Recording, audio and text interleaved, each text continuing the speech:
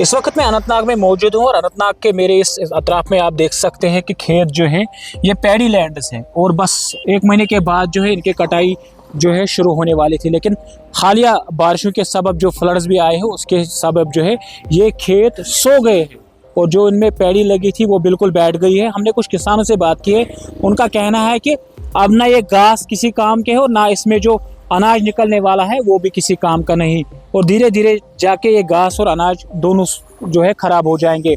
और यही हाल साउथ कश्मीर के अक्सर इलाकों से हमें खबरें मौसूल हो रही है कि उन इलाकों में इस तरह का इफेक्ट जो है पैडी लैंड को हुआ है।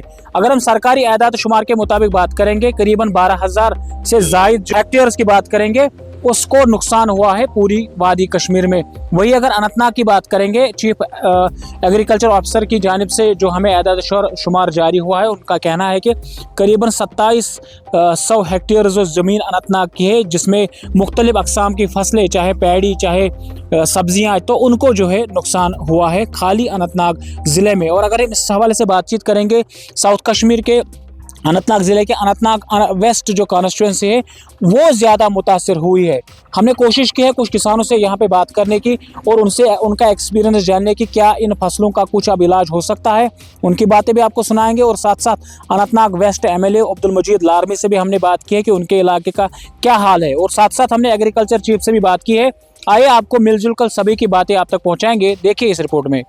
बिल्कुल घास खराब दाई ना ना ना लगे ना कोई खराब गो सह कत या ूंट इन इलाकन ूंट मकल सलम तम गो गिरान कह कनमित बापार कनमित बापारो तुम त्रथी तमो दिख मकलो कस ज़रात यह सलम दान यह सलम अत मे आब मूजूद ये डैमेज कर सलम।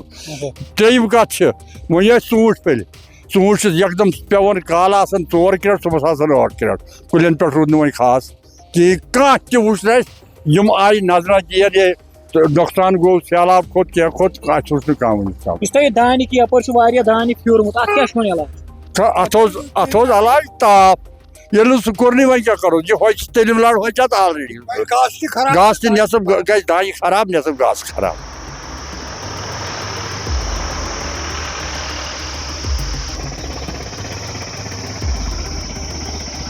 आज यहाँ पे जो धान का नुकसान हो गया, जो यहाँ पे खड़ी फसलें थी उसका नुकसान होगा, हार्वेस्टिंग का सीज़न आने वाला है उस पर नुकसान हो गया। उसने अमर साहब ने यही किया कि हम इसका एस्टिमेट करेंगे। DC साहब को उन्होंने वहाँ पे अभी डायरेक्शंस दे दी कि आप जाओ टीम बनाओ, वहाँ पे देखो कहाँ पे कितना नुकसान है। जिनकी ज़मीनें बह गई, जो प्रॉपर्टी लैंड है, मतलब अरबों रुपया उनका नुकसान है बेचारों का, क्योंकि एक एक कनाल ज़मीन की अगर हम वैल्यू निकालेंगे मुझे लगता है 10 लाख से कम नहीं होगा।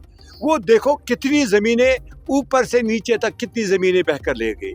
तो इसलिए हमने वहाँ पे इनके साथ उमर साहब के साथ ये बातें की और उसको हमने यहाँ पे गुजारिश भी की। ये जो आपने यहाँ पे कुछ पैसा दिया, ये 7 कॉन्स्टिट्यूंसी है, बाकी 2-2, 3-3 इसको और देने की ज़रूरत है। पैडी एरियाज है लो लाइन, उसमें लगभग 2200 हेक्टेयर जो एरिया डैमेज हुआ है, लगभग 35 गांव उसमें शामिल है जहां पे ये फ्लडिंग हुई है।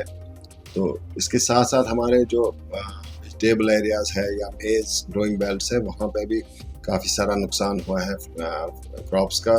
और जैसे आपको पता है कि हमारा जो वेजिटेबल क्लस्टर है बंगडार, वो पूरा एरिया डैमेज हो चुका है। और जो हमारा गुंड चहल एरिया है वेजिटेबल क्लस्टर जो पूरी वादी में मशहूर है, तो वहाँ पे भी अभी वाटर लेवल बहुत ऊपर है और पूरा क्रॉप डैमेज हो चुका है। अच्छा, सरकार अगर का मदद करे गुरुत्व कर तथ क्या करो जोर जबर क्या गवर्नमेंट से क्या है दाब कर वनकस ये मौसमी तब्दीली अगर गसा तम से ना किसान बचे। हाँ वही 12 फर्क बचे तो कम जात किए मौसमी गसन